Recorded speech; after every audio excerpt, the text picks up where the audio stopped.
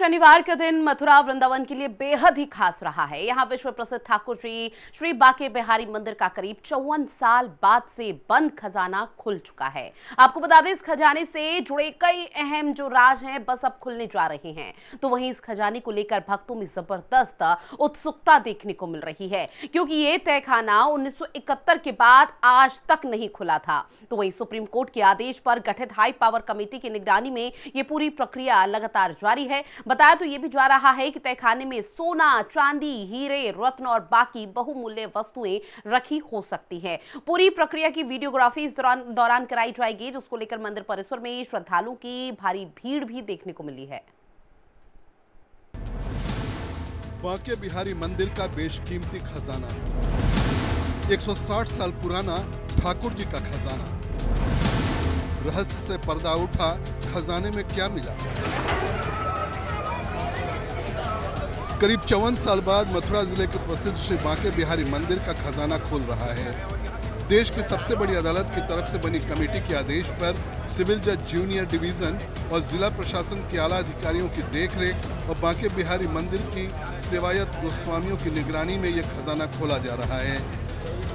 दरवाजा खुल गया है, प्रोसेस चल रहा है। उसके अंदर बहुत सारा मलबा मिला है। अभी मलबा वही की वही इकट्ठा किया जा रहा है। एक कंकड़ भी बाहर नहीं आया है और जो भी अंदर गए हैं सबको बिल्कुल जेब तलाशी लेके आई है।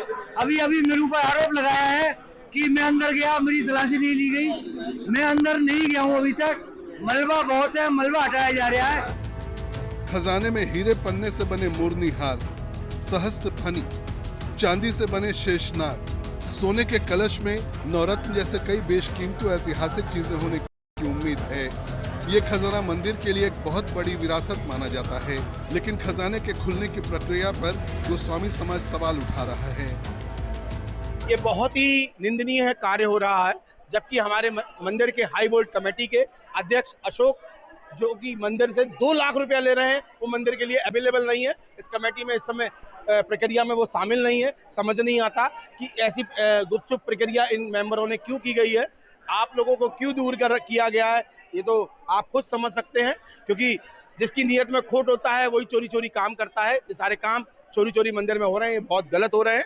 आप लोगों को और हमारे लिए यहाँ टीवी लगाया जाना चाहिए था, टीवी पे लाइव टेलीकास्ट होना चाहिए था कि मंदिर में अंदर क्या मिल रहा है और क्या नहीं मिल रहा है। जब हम और आप लोग अंदर है ही नहीं, तो अंदर क्या मिला क्या नहीं मिला हम और आपको क्या पता रहेगा। ये खजाना साल 1971 में कोर्ट के आदेश पर सील किया गया।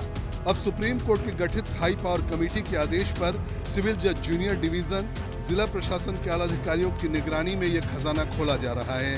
आपको ये बता दें कि यह खजाना भगवान बांके बिहारी के सिंहासन के नीचे गर्भगृह में स्थित है। खजाना खोलने का फैसला मंदिर की विशेष कमेटी ने लिया है और ये काम सुप्रीम कोर्ट के निर्देश पर किया जा रहा है। हम आपको दिखाना चाहेंगे कि देखिएगा, ये यहाँ से बांके बिहारी मंदिर के जो गर्भगृह के लिए जो रास्ता है वहाँ होकर के निकलेगा। और देखिएगा पूरा जो प्रशासनिक लोग हैं वो वहाँ गेट नंबर, पहला नंबर यानी gate number 1, gate number 2, gate number 3, ये 3 गेट बताए जा रहे हैं, जिनको 3 गेट के बाद में एक छोटा सा एक रास्ता है जो कि बांके बिहारी मंदिर के जो सिंहासन के नीचे जो तहखाना बना हुआ है। केवल प्रशासनिक अधिकारी के अलावा यहाँ पर और भी गोस्वामी समाज का कोई भी व्यक्ति नहीं है, जिस पर लेकर के गोस्वामी समाज के लोग तमाम तरह के सवालिया निशान खड़े कर रहे हैं। वो कह रहे हैं कि जब एक खजाना खोला ही जा रहा है तो पारदर्शिता के साथ में खोला जाना चाहिए। वीडियोग्राफी यानी कि पूरा जो भी इसका जो टेलीकास्ट है वो जो लाइव होना चाहिए, जिससे कि ये पारदर्शिता होनी चाहिए। को लेकर के जाके जो बांके बिहारी मंदिर के सेवायत हैं कुछ गोस्वामी इसमें बराबर यहाँ पर इसका जो विरोध भी करते हुए नजर आ रहे हैं। लेकिन यहाँ देखी जाए तो प्रशासन ने टोटल यहाँ मीडिया और यहाँ के गोस्वामियों को पूरी तरह से इस पूरी प्रक्रिया से दूर रखा गया है। प्रवेश चतुर्वेदी, हिंदी खबर, मथुरा। वहीं रामनगरी अयोध्या एक बार फिर से लाखों दीपों से जगमगाने के लिए पूरी तरह से सज धज कर तैयार है। राम की पैड़ी पर होने वाला दीपोत्सव इस बार भव्यता और दिव्यता की नई मिसाल बनने जा रहा है। इस पर हिंदी खबर की रिपोर्ट देखिए।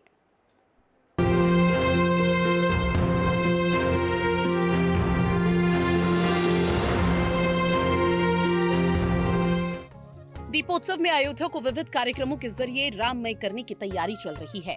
अयोध्या का सरयू तट का इलाका राम की पैड़ी स्थल अभी से ही लेजर और लाइटिंग से जगमगा रहा है।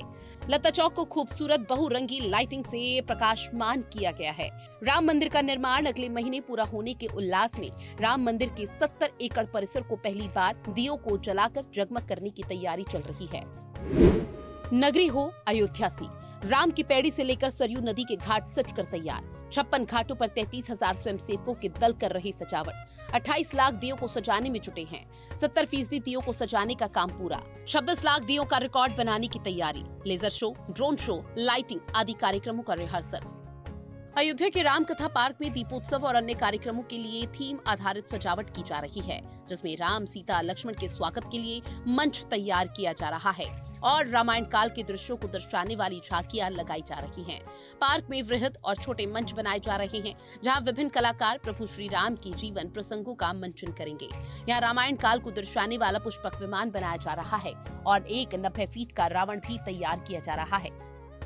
रामनगरी में दीपोत्सव की तैयारियां अंतिम चरण पे है और इस वक्त हमारी मौजूदगी रामकथा पार्क के हेलीपैड पर है और हेलीपैड में आपको हम दिखा दें तस्वीरों के जरिए कि 3 हेलीपैड इस बार तैयार किए गए हैं, जिसमें मुख्यमंत्री योगी आदित्यनाथ के साथ साथ अन्य जो भी वीवीआईपीज आएंगे, विदेशी मेहमान आएंगे, उनके लिए यहाँ व्यवस्थाएं की गई हैं। यहाँ पे सबके हेलीकॉप्टर उतरेंगे। वहीं दूसरी तरफ आपको बता दें कि यहाँ पे पुष्पक विमान होगा, जिसपे भगवान श्री राम के जो काल्पनिक राम और सीता हैं वो यहाँ से भ्रमण के लिए निकलेंगे और यहाँ से वो भ्रमण करके पूरी रामनगरी का भ्रमण करेंगे और भ्रमण के साथ साथ पुष्प वर्षा भी करेंगे। तो ये पूरा जो स्थान है, यहाँ से यूँ कहें तो पुष्पक विमान के द्वारा भगवान श्री राम की नगरी में राम और सीता पूरे रामनगरी का भ्रमण करेंगे। उनके साथ साथ मुख्यमंत्री योगी आदित्यनाथ भी मौजूद होंगे और इस पूरी यात्रा के दौरान पूरी अयोध्या में पुष्प वर्षा भी की जाएगी, जिसको लेके तैयारियां पूर्ण कर ली गई हैं और ये सारे हेलीपैड अब पूरी तरह से तैयार नजर आ रहे हैं।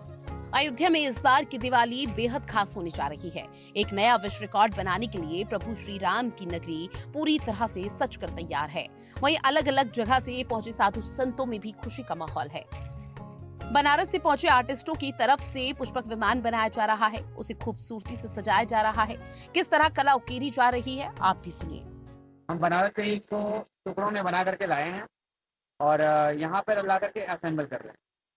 यहाँ पे ला करके असेंबल करने में हमारा ये आज तीसरा दिन वाला है। अभी से लोग ये आधे अधूरे पे ही अभी से लोग क्या कहते हैं कि सेल्फी लेने लगे हैं, फोटोबूथ की तरह इसको यूज कर रहे हैं। लोग आकर के हम लोग की भी तारीफें मिल रही हैं कि हाँ, आप लोग ने बहुत अच्छा काम किया है। पर्यटन विभाग की ओर से मिली जानकारी के मुताबिक पैड़ी की जलधारा में 100 फीट लंबा मंच बनाया जा रहा है। ये मंच 4 खंडों में विभक्त होगा। पहले मंच की ऊंचाई 1 फीट, दूसरे की 2 फीट, तीसरे की 3.5 फीट और चौथे की 5 फीट होगी। दीपोत्सव के दौरान यहाँ विभिन्न राज्यों के कलाकार सांस्कृतिक प्रस्तुतियां देंगे। वहीं इस बार दीपोत्सव में दर्शकों को एक अनोखा सरप्राइज मिलने वाला है। राम की पैड़ी की जलधारा के बीच एक लोहे के एंगल पर प्लेटफॉर्म तैयार किया जा रहा है। इस पर मोबाइल ट्रॉलियों पर फाइबर की मूर्तियां विराजमान होंगी। दीपोत्सव की तैयारियां अंतिम चरण में है। तस्वीरों में आप देख सकते हैं पूरे सीटिंग अरेंजमेंट हो चुके हैं। वीवीआईपीज की अलग सीटिंग लगा दी गई है और वहीं पे अब पूरी अयोध्या की जो राम की पैड़ी है उसको पूरी तरह फाइनल टच देने की तैयारी की जा रही है और अंतिम चरण में ये तैयारियां हैं। वहीं दूसरी तरफ आपको हम दिखा दें, ये वो मंच होने वाला है जहाँ पे मुख्यमंत्री योगी आदित्यनाथ यहाँ पे उद्बोधन करेंगे और यहीं से सारे दीपोत्सव को देखेंगे। वहीं पे यहाँ पे आने वाले विदेशी जो अतिथि हैं वो भी यहाँ नज़र आएंगे, क्योंकि कई राष्ट्रों के जो अतिथि हैं वो यहाँ पे आएंगे और इसी मंच से मंचासीन होंगे। यहीं से वो सारे दीपोत्सव का आनंद लेंगे, क्योंकि इस बार दीपोत्सव में कई ऐसे आधुनिक तकनीकी और साउंड सिस्टम का अरेंजमेंट किया गया है, जिससे बेहद अलग रूप में ये सारी चीज़ें दिखाई जाएंगी। आपको हम यहीं से तस्वीरें दिखाते हैं कि लेजर शो के लिए बाकायदा अलग स्थान बनाया गया है। वहीं स्वचालित झांकियाँ इस बार विशेष आकर्षण के रूप में देखी जा रही हैं। साथ ही साथ आपको बता दें, ये पूरा मंच सामने आप देख सकते हैं जो कि लेजर शो के लिए स्पेशली बनाया गया है, जिसको एक फ्लोटिंग के जरिए एक नए तकनीक, साउंड सिस्टम और लाइटों के जरिए जो आने वाले सैलानी हैं या श्रद्धालु हैं उनके लिए अलग ही दृश्य होगा, बड़ा ही आकर्षण का केंद्र होगा। अयोध्या एक बार फिर से इतिहास रचने को तैयार है। दीपोत्सव के मौके पर Guinness book of world record की टीम अयोध्या पहुंच चुकी है।